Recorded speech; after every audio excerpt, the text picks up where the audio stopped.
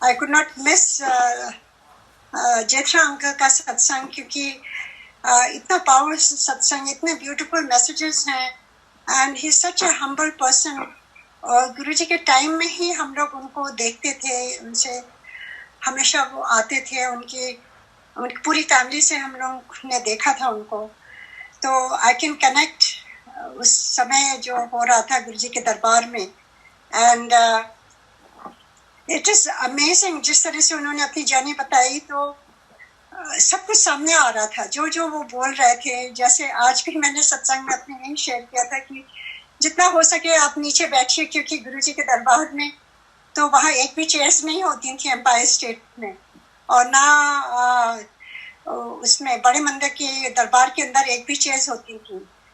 और गुरुजी के दरबार में अगर आपको बैठना है तो आपको धरती से जुड़ना होगा, और हमेशा नीचे बैठा बैठा के गुरुजी आपकी सारी एक्स एंड पेन, जो जो प्रॉब्लम होती थी वो ठीक कर देते थे।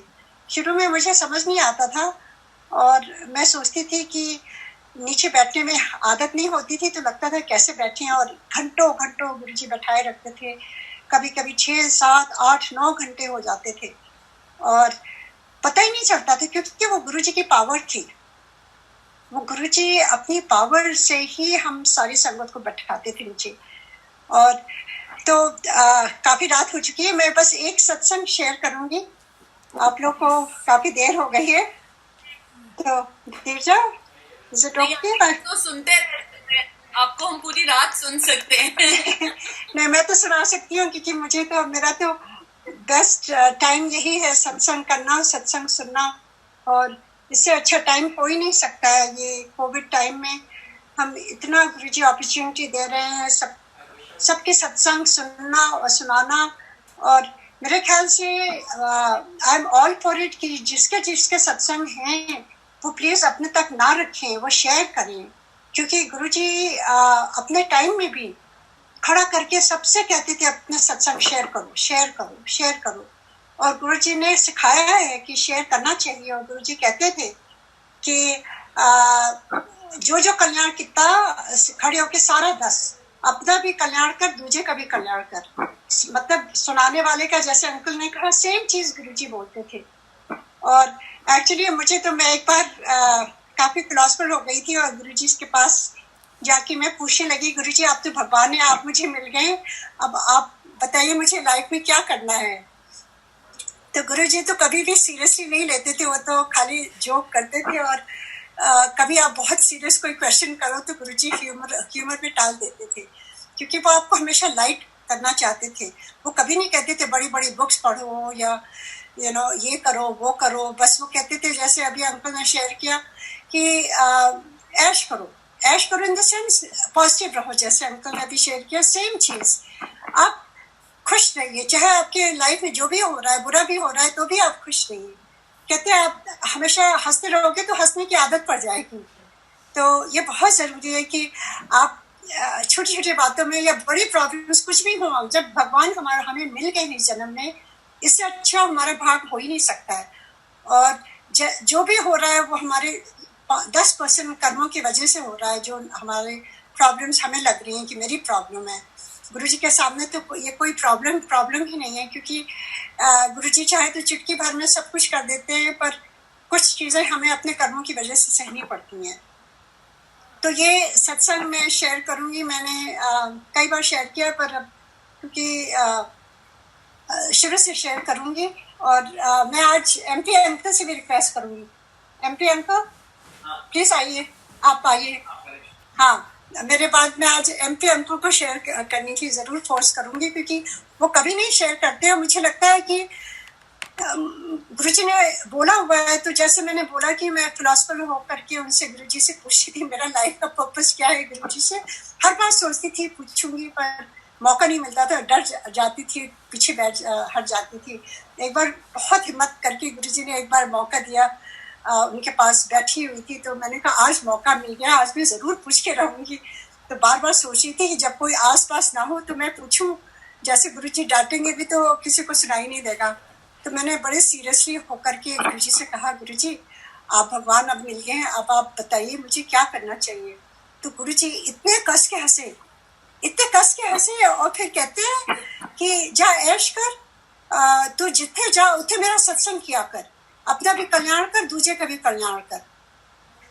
तो I just took that as my life purpose, क्योंकि मैं यही सुनना चाह रही थी कि गुरुजी बताइए मुझे क्या करना चाहिए, क्योंकि जब आपको गुरु मिलते हैं तो आपको लगता है आपका मार्गदर्शन भी होना चाहिए। और गुरु जी कभी भी इतना वहाँ पर जो भी एटमोसफियर रखती थी कि मतलब कुछ सीरियसनेस आ नहीं पाती थी और हंसाते रहते थे और इतनी खुशियाँ देते थे गुरु जी, और ऐसा लगता था आप हेवन में हो वो, क्योंकि हेवन का जो एक दिमाग में था कि हेवन में सब कुछ ब्यूटीफुल होगा, और इतनी सुगंध आती थी गुरु जी के हर एक बॉडी पार्ट से। अगर आप पास में बैठ जाओ तो आपकी पूरी बॉडी से स्मेल आने लगती थी। तो इतना अच्छा गुरुजी, इतने प्यार वाले, सबको इतना प्यार देने वाले और इतना सबको रिस्पेक्ट देने वाले, और इतना प्रसाद, इतनी ब्लेसिंग्स और इतना लाइट एटमोसफियर, वो खाली हेवन में ही हो सकता है। तो गुरुजी ने प्रैक्टिकल वहाँ सारा कुछ दिखाया है कि किस तरह से होता है। कहाँ है एमपी अंकल? आप आ जाइए। एमपी अंकल को मैं बार बार रिमाइंड कर रही हूँ क्योंकि मेरी बस यही इच्छा है कि एमपी अंकल भी शेयर करें अपने अपने एक्सपीरियंसेस। गुरुजी ने उनको इतना ब्लेस किया है, इतना ब्लेस किया है। आइए। जय गुरु जी। जय गुरु जी। भाई साहब, मैं वीना बोल रही हूँ। I am very happy that you are here to share. Please भाई साहब, आज आपको शेयर करना पड़ेगा। Thank you. अच्छा, देखिए गुरु जी की कृपा अनंत है। I don't have the words to describe his grace. मेरी 2 लाइफ्स, बिटिया का क्योरिंग इनक्योरेबल डिजीज, बच्चों की मैरिजेस अरेंज करना, every step of the way he's been with me at my work, helping me. All the investments I have made, he's left his fingerprints. So, I don't know where to start, where to end.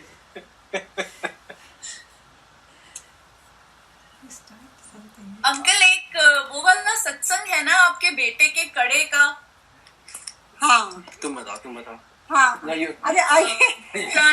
Uncle तो शायद के चले गए, तो आप please सुना दो। पता नहीं से बहुत याद आती है। अच्छा, तो मैं सत्संग सुनाती हूँ बेटे का कड़े का, जो इतना इतना ब्यूटीफुल है कि किस तरह से जब बेटा छोटा था, वो 4 साल का ही था, तभी से वो गुरुजी के दरबार में गुरुजी ने बुलाया हम सबको। तो वो बहुत लकी रहा होगा कि इतने बचपन से ही जुड़ गया गुरुजी से। और वो जब जाता था देखता था कि सारे लोग वहाँ पर गुरुजी ब्लेस करते हैं, ओम पहनाते हैं, और एमपी अंकल को भी ब्लेस किया था, मेरी बेटी को भी ब्लेस किया था, और सबको देखता था वहाँ पर। तो उसके मन में भी आया, वो बार बार मेरे से कहता था कि मैं भी ओम पहनूंगा। तो मैंने कहा कि ऐसे थोड़ी ना पहनते हैं, जब जिसको गुरुजी कहते हैं वही पहनता है। But he was not convinced. वो बार बार यही कहता था, पूछो गुरुजी से। जब जाते थे तो एक बार ऐसे बैठे थे और वो नज कर रहा था मुझे, तो गुरुजी ने कहा कि ये क्या कह रहा है? तो मैंने कहा गुरुजी वो कह रहा है कि उसको भी ओम पहनना है, आप ब्लेस करके उसको दे दें गुरुजी, इस तरह से। तो गुरुजी हंस पड़े, कहते हैं नहीं, अभी बहुत छोटा है, क्योंकि ओम में पावर बहुत होती है, उसको धारण करने के लिए आपकी बॉडी भी रेडी होनी चाहिए। हर कोई ऐसे ओम नहीं पहन सकता, उसकी वाइब्रेशंस बहुत स्ट्रांग होती हैं। तो या तो गुरुजी जिसको ठीक समझते थे, टाइम जब ठीक होता, तो मुझे उसके लिए यही कहा कि अभी बहुत छोटा है। एंड मैंने कहा ठीक है। And then he was so kind and so like a father. उनको लगा कि ये बेटे का दिल दुख जाएगा, तो उन्होंने हंस के फिर उसकी तरफ देखा और कहते ऐसा कर, तू कल ना चांदी का कड़ा लेके आई, मैंने ब्लेस करना है। तो ही was so happy. Next time फिर गए हम लोग कड़ा लेकर के। गुरुजी ने एग्जैक्ट बताया था कितना बड़ा होना चाहिए, कितने तोले का होना चाहिए, चांदी का थिक होना चाहिए, नहीं तो वो मुड़ जाता है कि वो। तो जैसे जैसे गुरुजी ने कहा था वैसे वैसे ही हम लोगों ने किया, और वो ले करके गए नेक्स्ट डे, और गुरुजी ने उसको ब्लेस किया और उसको कड़ा दिया। And he was so happy. वो पहनने लगा, और जैसे बच्चे होते हैं, कभी कभी वो बास्केटबॉल खेलने जाता था तो कभी उतार देता था, क्योंकि वहाँ अलाउड नहीं होता है। तो एक बार ऐसे सियाटल में हम लोग थे, और वो कड़ा उसने बास्केटबॉल खेल रहा था अपनी टीम में, और उसने अपने बैग के पास कहीं रख दिया होगा या बैग से गिर गया, वो घर आ गया। तो जब घर आया तो उसने देखा कि कड़ा नहीं है, और हम सब परेशान हो गए कि अरे ये गुरुजी का ब्लेस किया हुआ कड़ा है, कैसे क्या हो गया। तो मेरे एमपी जी राइट अवे गए वहाँ पर, और वो बास्केटबॉल कोर्ट में वहाँ पर कम्युनिटी सेंटर में था उसका गेम। तो सब कुछ जैसे बंद होने वाला था और वो जैनिटर वहाँ सफाई कर रहे थे, एंड इन्होंने पूछा एमपी जी ने कि did you see some bangle और समथिंग इस तरह से। तो उसने कहा no I didn't see anything. तो कहते हैं कि ऑल ऑफ अ सडन इनकी नजर पड़ी इतने बड़े वहाँ बास्केटबॉल कोर्ट में बीच में वो कुछ चीज चमक रही हो जैसे। तो right away he went, and वो कड़ा वहीं पक्का वहीं था, जैसे लाइक गुरुजी ने उसको बचा के रखा हुआ था। And right away he got it and he brought it back, and हम लोगों ने उसको फिर से गुरुजी के सामने रखा और उसको समझाया कि इसको बहुत बड़े ध्यान से रखना है। पर ये चीज ये है कि वो बचपन में जब वो छोटा था तब गुरुजी ने उसको दिया था, और जब हम सिंगापुर में थे, जब जब हम जाते थे तो आपको मालूम है गुरुजी को देख के सब कुछ भूल जाते हैं। आप जैसे भगवान को लगता है बस उनको निहारते रहो, इतने सुंदर गुरुजी, इतने प्यार देने वाले, तो नजरें नहीं हटती थी और सब कुछ भूल जाते थे क्या पूछना है। तो कभी कभी हम लोग थर्सडे को जाते थे, संडे को वापस आते थे, और पूरे टाइम कभी कभी बात भी नहीं होती थी, बस ऐसे ही यूं ही बैठे रहते थे संगत में, गुरुजी को देखते रहते थे, लंगर खाते थे, वापस आ जाते थे। हर बार मैं सोचती थी कि ये वो बड़ा होता जा रहा था, कड़ा उसको टाइट हो रहा था, तो मैं सोचती थी नेक्स्ट टाइम वो हुआ नहीं। और उसी दौरान हम लोग वापस भी चले आए, सियाटल गुरुजी ने भेज दिया 2006 में। तो वापस चले आए and he was big boy, वो कड़ा उसको बहुत टाइट होने लगा था, और वो बार बार कहता था बहुत टाइट है, मैं नहीं पहन पा रहा हूँ इसको। मैंने कहा अब तो वापस चले आए, कोई बात नहीं। तो एक दिन ऐसे ही हम लोग बैठे थे और डाइनिंग रूम में हम लोग की आंखों के सामने उसका कड़ा 2 पीस में हो गया, इतना मोटा कड़ा। एंड मैं घबरा गई, मैंने कहा ये तो गुरुजी का ब्लेस किया हुआ है, क्या होगा। बट गुरुजी की मर्जी थी ना, उस समय गुरुजी थे चोले में। राइट अवे मेरी एक फ्रेंड वहां पर गई हुई थी, मैंने उनसे कहा कि अपने सिस्टर को फोन किया कि ऐसे ऐसे हो गया है, तो मैं एक बड़ा सा कड़ा बड़े साइज में, अडल्ट साइज में लेके जाना और गुरुजी से ब्लेस करा के मेरी फ्रेंड को दे देना, वो ले आएगी यहाँ से आके। तो कहती ठीक है। तो वो कड़ा बनवा के वो गई जल्दी से और अपने पर्स में रखी हुई थी। एंड जैसे पैर छूने के लिए गई तो गुरुजी ने, जैसे गुरुजी अंतर्यामी, उनको सब मालूम है ना, उन्होंने तोड़ा था, और वो रीजन मैं बताती हूँ क्या क्यों तोड़ा था। तो फिर उसके बाद गुरुजी ने कहा दे, मैंने कड़ा दे दे, उसको कहने की जरूरत ही नहीं पड़ी, गुरुजी न्यू एवरीथिंग। तो उसने अपने पर्स से निकाल के गुरुजी को कड़ा दिया और गुरुजी ने फिर ब्लेस किया, और फिर मेरी जो फ्रेंड थी उनको मेरी सिस्टर ने दे दिया, और वो वापस यहाँ पहुंच गया, आ गया तुरंत। Within a week everything happened so fast, and after that गुरुजी लेफ्ट हिज बॉडी। तो आप सोचिए मुझे कितना ज्यादा अफसोस होता, मैं मेरे मन में कितना ये ग्लानि होती कि बच्चा बार बार कहता था और मैंने उसको ध्यान नहीं दिया और गुरुजी का ब्लेस कराया हुआ था। तो मतलब everything what happens Guruji does it, because हम जो जो बात कर रहे हैं वो सब कुछ सुन रहे हैं। इट डजंट, अब महादेव है, महाशिव है, उनको टाइम स्पेस कुछ भी नहीं, कोई भी कहाँ हो, हर जगह गुरुजी हैं। और अब तो बहुत ज्यादा ही है गुरुजी, इतनी पावर गुरुजी की हो गई है। पहले गुरुजी कहते थे मैं बॉडी में फंसा हुआ हूँ, तो अब गुरुजी इज बियॉन्ड हिज बॉडी, उनकी एनर्जी ऐसी फैल रही है, ऐसी हीलिंग हो रही है। तो ये चीजें जो है इतनी इतनी इम्पोर्टेंट हैं, और हमें रियलाइज करना चाहिए कि गुरुजी हर जगह, हर एक घर में गुरुजी इस समय है। और हम बस गुरुजी ने कुछ चीजें जो कही थी वो मैं बस शॉर्ट में यही बता देना चाहती हूँ, काफी रात हो गई है, कि गुरुजी ने जो हमें, मुझे स्पेशली कहा था और जो संगत में मैंने सुना है वही शेयर कर रही हूँ, कि गुरुजी से जुड़ने के लिए कुछ रिक्वायरमेंट है। पहले तो उनके लिए टाइम निकालना है। हम कहते हैं कि गुरुजी हमेशा हमारे पास है, ठीक है हमेशा है, पर कुछ पल हमें अपने बॉडी और माइंड को क्वाइट करके one corner of the house चुपचाप बैठ करके उनसे connect, one two one connection करना है। और गुरु जी कहते हैं जब तू बैठेगी ध्यान में उस समय मैं सारे आंसर्स तुझे दूंगा। तो जब हम ध्यान में साइलेंस में बैठेंगे ही नहीं, अपना मन तन शांत करके एकदम एम्प्टी होके, तो हमें कैसे मिलेगा अपने आंसर्स। तो बहुत ज़रूरी है कि हम खाली होके गुरु जी के साथ बैठें, अपनी इच्छाओं के साथ ना बैठें, क्योंकि इच्छाओं के साथ बैठते हैं तो हम गुरु जी की आवाज़ नहीं सुन पाएंगे, हम अपनी आवाज़ ही सुनते रहेंगे। तो ये गुरु जी ने कहा था, और मेरे से स्पेशली कहा था कि रात में जैसे अपना फ़ोन चार्ज करती है ना, चार्जर पर लगाती है, तब सुबह तो बात करती है सबसे, वैसे ही तो जब ध्यान में मेरे साथ चार्ज होगी, कनेक्ट होगी, तो मेरी आवाज़ तुझे सुनाई देगी। तो ये बहुत ज़रूरी है कि गुरु जी अब बॉडी फॉर्म में नहीं हैं, और हमें गुरु जी सिखा के गए हैं। जब वो थे, Guru ji knew that he is going to leave his body and he wanted his sangat to be able to communicate with him, so we don't have to go for any answers to anybody. He can come to us and give us all our answers. So this was his way, that's why Guruji इतना बात नहीं करते थे। गुरुजी कहते थे मुझे सब कुछ मालूम है, टेलीपैथी से मेरे से बात किया करो, क्योंकि उन्हें मालूम था कि हम अगर यूज्ड टू हो जाएंगे, उनसे बात करते रहेंगे, तो जब गुरुजी चले आएंगे तो कैसे हम कम्युनिकेट कर पाएंगे।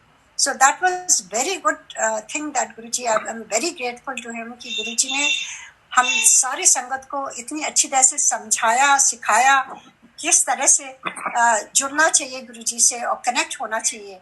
और उसके बाद और दूसरी चीज़ गुरुजी ने ये कहा कि चंगा इंसान बनना चाहिए, निंदा चुगली से हटना चाहिए, और खुश रहना चाहिए, पॉजिटिविटी रखनी चाहिए अपनी लाइफ में, अपने सराउंडिंग्स में, अपनी फैमिली के साथ। और आपका मतलब इतना फेथ होना चाहिए गुरु जी के ऊपर कि अगर कुछ भी गड़बड़ भी हो रहा है तो भी आप फेथ रखिए गुरु जी पर, क्योंकि गुरु जी कभी भी अपने भक्त को छोड़ते नहीं हैं।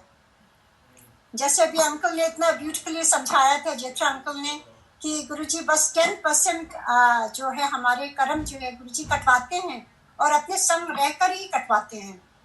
तो कभी भी उस पर निराश ना हो, कनेक्ट रहें। और सत्संग में बहुत कलेक्टिव एनर्जी होती है, ज़रूर आप सत्संग में कलेक्टिवली आप बैठिए। अपने घर में तो हम बैठते ही हैं अकेले अकेले, पर गुरु जी क्यों सत्संग को इतना जोर देते थे, क्योंकि जो कलेक्टिव हम बैठते हैं वो एनर्जी बहुत पास होती है और बहुत स्ट्रांग होती है। तो ये बहुत ज़रूरी है कि हम एक साथ भी सत्संग करें। जूम के थ्रू आजकल जैसे हो रहे हैं, तो इतना अच्छा लगता है, इतना अच्छा लगता है कि इतनी अच्छी एनर्जी खुद ही महसूस होती है। कभी सोचा नहीं था कि जूम के थ्रू भी एनर्जी पास हो सकती है। और उसके अलावा गुरु जी कहते थे शब्द सुना करो। और जैसे मैं भी पंजाबी नहीं हूँ, मुझे नहीं समझ में आती थी, तो एक बार गुरु जी ने एक सेंटेंस पंजाबी में बोला था 5 बार, और हर बार गुरु जी ने पूछा था तू समझी, और मैंने कहा नहीं समझी गुरु जी। तो गुरु जी ने कहा था कि फिर मैंने कहा कि मैं सिंगापुर चली जाऊंगी, और गुरु जी मैं पूरे टाइम सोचती रहूंगी, मेरे गुरु जी ने एक सेंटेंस बोला और मैं समझी नहीं। तो मैंने गुरु जी से हिम्मत करके कहा गुरु जी प्लीज़ आप हिंदी में समझाइए, क्योंकि मुझे नहीं समझ में आया। तो गुरु जी इतने दयालु, इतने प्यार वाले गुरु आपको कहाँ मिलेंगे। हम कितने लकी हैं कि हमें इतने प्यारे गुरु जी मिले हैं, कि वो इतने, उनकी स्माइल ऐसी होती है जैसे भगवान की स्माइल होती है। और गुरु जी ऐसे देख करके उन्होंने कहा कि उन्होंने हिंदी में ट्रांसलेट किया, बताया जो मेरे लिए था, और फिर उन्होंने कहा एक सेंटेंस बोला, उन्होंने कहा अच्छा तो पंजाबी सीख।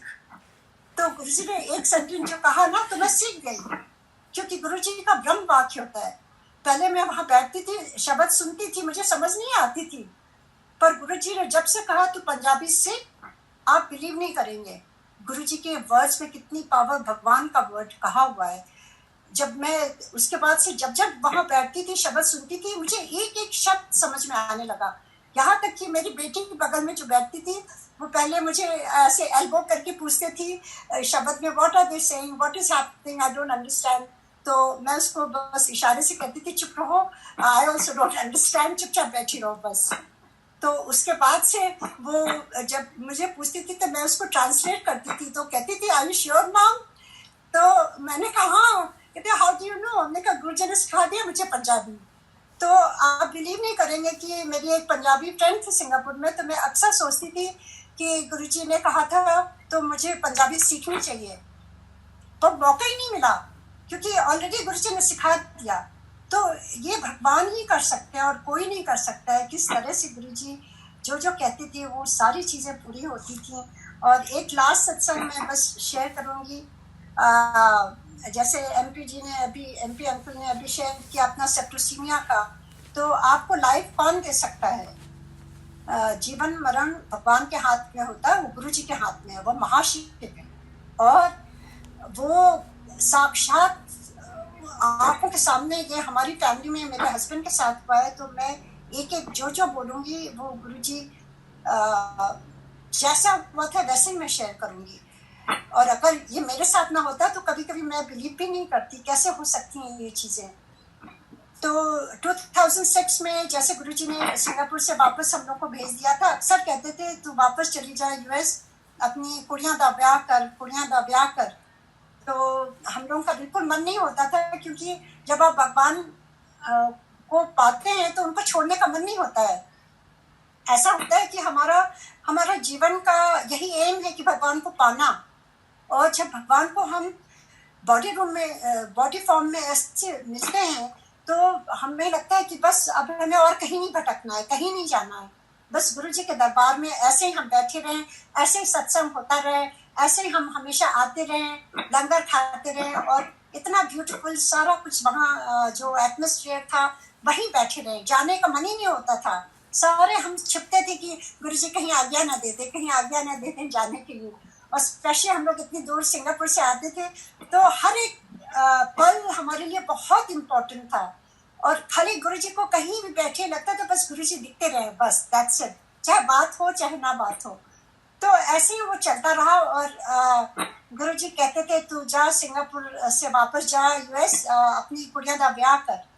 एंड मुझे कोई इंटरेस्ट नहीं था रियली, क्योंकि मुझे लगता था कि इस जन्म में गुरुजी मिल गए, अब मुझे यहीं रहना है, मुझे जो रिस्पॉन्सिबिलिटी है वो करती रहूंगी, पर मैं ऐसा कहीं भी भागने की जरूरत नहीं है। तो 2006 में गुरुजी ने वापस भेज दिया यूएस। एंड उसके बाद मेरे हस्बैंड का उसी साल कुछ प्रोसीजर होना था, उसकी प्रोसीजर की वजह से उनको सेप्टोसीमिया हो गया। तो septicaemia is like blood poisoning, आप सबको मालूम है कितना क्रिटिकल होता है, कितना डेंजरस होता है। उनके सारे ऑर्गन्स फेल होने लगे थे, सब कुछ, यहाँ तक कि उनका हार्ट फेल भी हो गया था।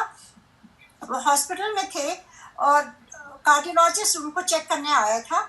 और can you believe, cardiologist check कर था उसी समय उनका हार्ट फेल हुआ था। तो राइट अवे ही रिवाइव्ड हिम। मतलब gall bladder, all his organs were giving way. And doctors मेरे से कहते थे कि we are walking on eggshells, not we can not say anything.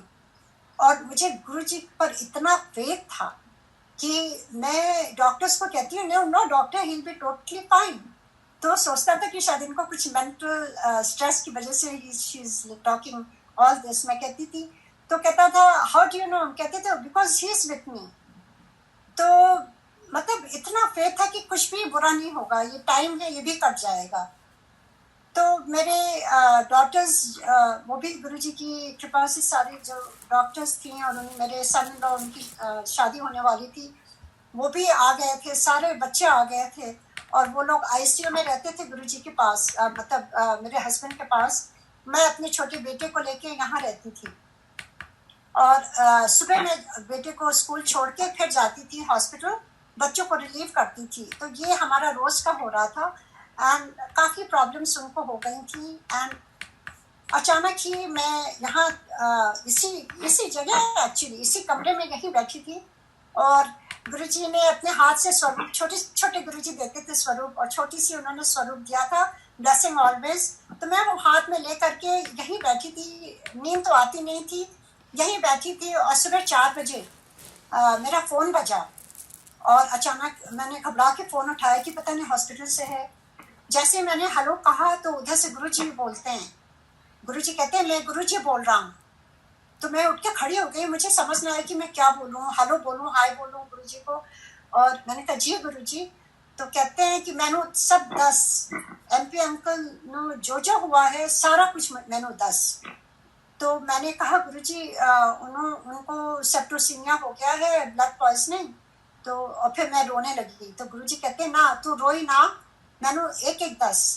तो जो उनकी ऑर्गन्स फेल हुए थे सारी चीजें मैं उनको बताने लगी और रोती जा रही हूँ, बताती जा रही हूँ और गुरुजी सुनते जा रहे हैं। And then Guruji told me one thing, he said तू ना चुटकी भर नमक को हल्दी लेके जा और उनको मुंह में डाल देना।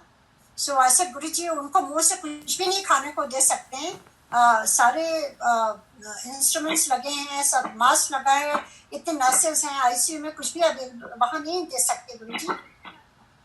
ही said one sentence, he said चुप्पे से जब कोई ना देखे। सो मैं वहां लेके गई और फिर नेक्स्ट डे आई वाज रात में पूरे टाइम रुकी रही कि कैसे जल्दी सवेरा हो, मैं अपने बेटे को स्कूल छोड़ करके मैं जल्दी जाऊं। मैं जल्दी से गई और गुरुजी ने एक चीज और कहा एंड में, क्योंकि that was my last conversation on the phone with Guruji. This was in March and end of February 2007. And Guruji told me one sentence before he hung up the phone. He said, "Tu चिंता ना करी, तेरा गुरु तेरे नाल है." So that last sentence I always remember and I always feel कि गुरुजी हमेशा नाल ही हैं, हर संगत के नाल हैं गुरुजी। कभी भी आप अकेला नहीं महसूस करना, वो कह के गए हैं वो नाल हैं। तो उसके बाद उन्होंने रख दिया फोन। मैं सुबह गई, ले करके गई और मैं जैसे ही गई हॉस्पिटल, मेरी डॉक्टर्स सब निकल के आए, दे वर सो हैप्पी। कहने लगी ma'am dad will be totally fine. तो मैंने कुछ बताया नहीं था। मैंने कहा कैसे बेटा, व्हाई यू सेइंग दैट? तो कहती है कि ma'am at 4 o'clock in the morning Guruji came in the room in the form of light and fragrance in ICU room। मेरे बच्चे कहते हैं, क्योंकि सारे गुरुजी से जुड़े हुए हैं, वो सब जानते हैं गुरुजी के वेज हील करने का। तो वो कहती है कि मैम पूरे रूम में आईसीयू में लाइट एकदम हो गई, ब्राइट लाइट, और फ्रेग्रेंस गुरुजी की आने लगी। And we knew that Guruji is right there in healing dad. And can you believe, वो वहाँ गुरुजी जैसे जैसे गुरुजी ठीक उसी समय मुझे फोन पर पूछ रहे थे, जैसे जैसे मैं उनको बता रही थी, गुरुजी हॉस्पिटल रूम में जा करके सब कुछ एमपी अंकल का वो ठीक कर रहे थे। तो ये कौन कर सकता है? ये भगवान ही कर सकते हैं। हम सियाटल में, मेरे हस्बैंड हॉस्पिटल में, वहाँ गुरुजी एम्पायर स्टेट में, दिल्ली में, ये कैसे हो सकता है? Guruji is God, he can be at any time anywhere and he can do anything, he can pull you out from any problem. तो जैसे तो मैंने बताया कि बेटा ऐसे ऐसे गुरुजी का आया था, फोन आया था। So हम सारे as a family, that was a very big event in our lives. We were so happy and so grateful. अब उसके बाद बच्चे वापस आ गए, मैं कमरे में गई और मैं पूरे टाइम सोच रही थी मैं कैसे उनको मुंह में डालूंगी हल्दी और नमक, गुरुजी ने जैसे कहा था। तो जैसे गुरुजी कहते हैं ना, तो वो वैसे करा भी देते हैं, क्योंकि वही कराने वाले हैं। तो जैसे मैंने बचपन में सुना था और पढ़ा था कि जब कृष्ण जी का जन्म हुआ था तो कैसे द्वार खुल गए थे अपने आप, और जितने वहां पर जितने भी दरबान थे सारे सो गए थे और कितना आसान हो गया था सब कुछ उनको ले जाना वहां से। तो मतलब उसी तरह से मैंने महसूस किया उस दिन, क्योंकि भगवान कर सकते हैं कि जैसे मैं एंटर करी उस रूम में, जैसे एज अ बॉर्न सारी नर्सेस बाहर चली गई। And Guruji made it so easy for me. मैंने झट से इनका मास्क हटाया और मैंने उनके कान में कहा, ये गुरुजी ने कहा है आपको देना है, इससे आप बिल्कुल ठीक हो जाओगे, ये गुरुजी की ब्लेसिंग है। मैंने मुंह में उनके डाला और राइट अवे मास्क वापस लगा दिया और उसी समय सारी नर्सेज वापस आ गई। How is it possible? मतलब गुरुजी आपको कुछ कहते भी हैं तो कराते भी हैं, वो इजी भी करा देते हैं। आपको कुछ भी परेशानी की जरूरत नहीं है, कुछ सोचने की जरूरत नहीं है, अपना दिमाग नहीं लगाने की जरूरत है। मैं पूरे टाइम इतनी नर्वस थी कि कैसे खिलाऊंगी, मुझे अलाउ नहीं करेंगे और क्या होगा, और गुरुजी ने इतना आसान कर दिया और मैंने उनको खिलाया और that was the turning point. It was like a magic. उनके सारे ऑर्गन्स धीरे धीरे सब कुछ वापस आ गए, everything. Doctors were so surprised, how is it possible? It was like magic. और वो डॉक्टर जो मेरे से कह रहा था we are walking on eggshells, he understood.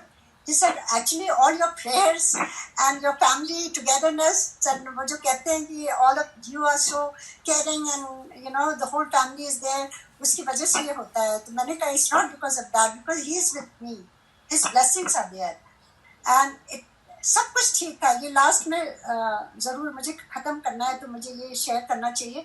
सब कुछ उनका ठीक हो गया था, पर उनकी हार्ट बीट फिर भी 35 थी और डॉक्टर ने कहा था जब तक वो नॉर्मल नहीं होगी हम इनको नहीं वापस भेज सकते हैं घर में. मेरे पेरेंट्स भी गुरुजी को बहुत मानते हैं, तो वो गुरुजी के दरबार में गए एम्पायर स्टेट में. एंड ओल्डर पेरेंट्स हैं तो वो लिबर्टी ले लेते हैं, सोचते हैं गुरुजी छोटे हैं उनसे उम्र में. तो मेरे पेरेंट्स ने जाके कहा कि गुरुजी आपका इतना बड़ा भक्त जो है वो इतना बीमार है, वहां पर कुछ करो आप गुरुजी. तो गुरुजी ने कहा मैं कर देता, मैं ब्लेसिंग कर देता, ठीक हो गया. तो मेरी मदर कहती है नहीं गुरुजी उनकी हार्ट बीट अभी 35 है. कहते 35 है, अच्छा. तो गुरुजी ने हाथ उठा के कहा जा 72 कर देता. कैन यू बिलीव, गुरुजी ने कहा 72 कर देता. And my sister was there and Guruji said, told my sister कि बाहर जाके उषा आंटी को कॉल कर और पूछ कि कितनी हार्ट बीट है. She went out and she called me and I received the phone outside and she said कितनी हार्ट बीट है. मैंने कहा 35 है. कहती नहीं हम लोग गुरुजी के दरबार में हैं, गुरुजी ने कहा है कि उन्होंने 72 कर दिया है, तो आप वापस जाके प्लीज चेक करिए और फिर मुझे कॉल करिए. I went back and I checked. वहाँ पे डिजिटल था, नर्स बैठी हुई थी और वहाँ पर 35 था और सरकते सरकते ऐसे ऐसे 72 हो गई मेरी आंखों के सामने. From 35 to 72.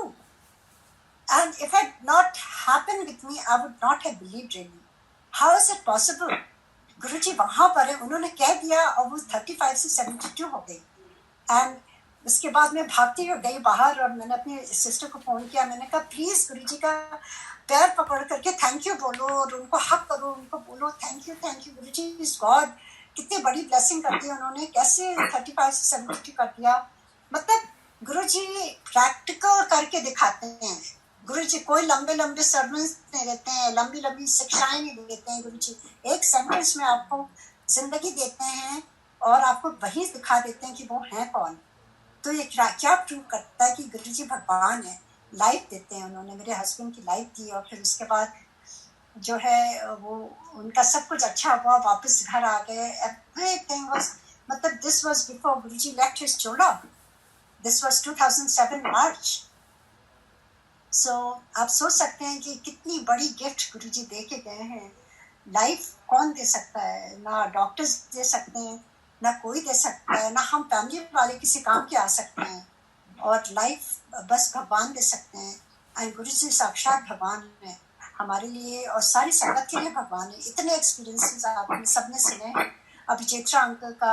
I mean it's amazing. ये कौन कर सकता है. So as a sangat we are so lucky.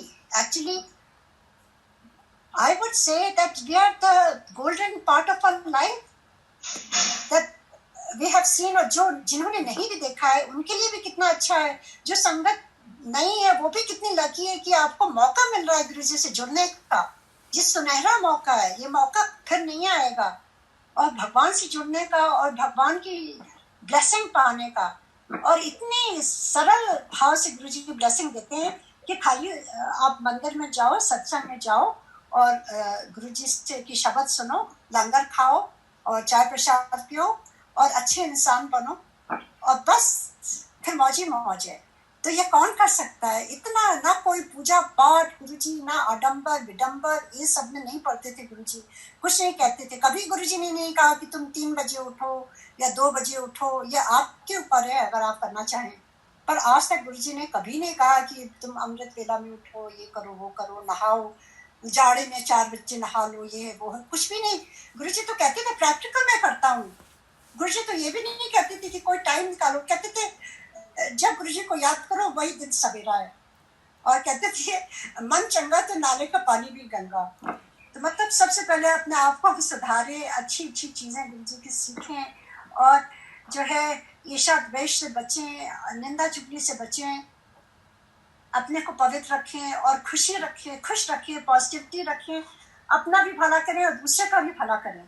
अगर हम दूसरे को हेल्प नहीं कर सकते तो बुरा भी ना करें और पॉजिटिव रहें। और गुरुजी ने हम संगत को इतना स्ट्रांग बनाया हुआ है कि हम लोग अपनी शक्ति भी शेयर कर सकते हैं। आप जब गुरुजी के साथ जुड़ते हैं तो गुरुजी आपको ब्लेस करते हैं, वो ब्लेसिंग आप बांटिए। जहाँ प्रॉब्लम है गुरुजी के स्वरूप को दीजिए, ब्लेस कराइए सब कुछ, क्योंकि अब यही एक रह गया रास्ता ब्लेसिंग पाने का गुरुजी का। और ब्यूटीफुली इसी तरह से हम अपनी लाइफ बिता दें गुरुजी की शरण में, और इससे अच्छा मौका फिर नहीं मिलने वाला। ये टाइम भी ऐसे निकल जाएगा, पता भी नहीं चलेगा। गुरुजी कहते थे माड़ा समय आने वाला है, पर मैं सोचती हूँ ये टाइम भी गुरुजी ने दिया है जो यूनिवर्स को क्लीन कर रहे हैं, सारा यूनिवर्स को, ओशंस को, प्लांट्स को, वाइब्रेशंस को, ये हमारे अंदर की गंदगी, हमारे घर की गंदगी जो भी है, सब कुछ गुरुजी ठीक कर रहे हैं। और ये अच्छा बहुत मौका है कि हम गुरुजी से जुड़े इस समय, और अब ऐसे जुड़ते रहेंगे, उनकी गाथा गाते रहेंगे, खुश रहेंगे, तो हम खुद भी पॉजिटिव रहेंगे, नेगेटिविटी से बचे रहेंगे। जय गुरुजी, जय Guruji. Thank you so much Guruji, thank you Girija.